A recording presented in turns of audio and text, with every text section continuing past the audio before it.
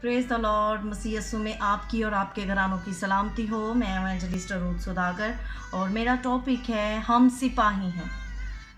जंग के वक्त लोग जंग जीतने के लिए अपनी तर्ज ज़िंदगी को तब्दील कर देते हैं, बिल्कुल बदल देते हैं ताकि वो जंग जीत सके। वो अपनी ज़िंदगी को आराम देने के लिए कम से कम खर्च करते हैं ताकि फ़ौज को किसी चीज़ की कमी ना हो।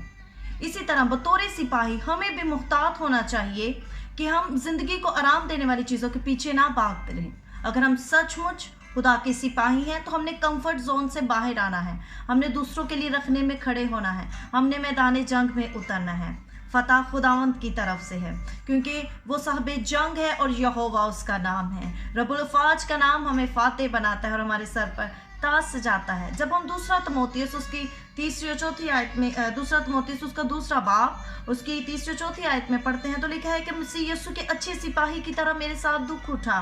कोई सिपाही जब लड़ाई को चाहता है अपने आप को दुनिया के मामलों में नहीं फंसाता ताकि अपने भर्ती करने वाले को खुश करे। सो अगर आप और मैं खुदावंत के सच्चे सिपाही हैं तो हमने खुदावंत को खुश करना है, ना कि इंसानों को। और हमने मुख्तात रहना है और कंफर्ट जोन से बाहर निकलकर लोगों के लिए रखने में खड़े होना है, उनके लिए शिफायत करनी है, जंग लड़नी है और खुदावंत ही हमें फतह देगा। और इस जंग को हम उस वक्त ही जीत सकते हैं जब हम खुदावंत के ताबिया होंगे और इब्लीस का मुकाबला करेंगे तो वो हमसे भाग जाएगा। खुदावंत की दी हुई कुदरत से, खुदावंत के दिए हुए फजल से ही हम जंगों को जीत सकते हैं। हालेलुया। खुदावंत मुझे और आपको जंगें लड़ने का फजल बख्शे और ये इसके फजल से, उसकी कुव्वत से, उसके पाक रूह से मुमकिन है। God bless you all.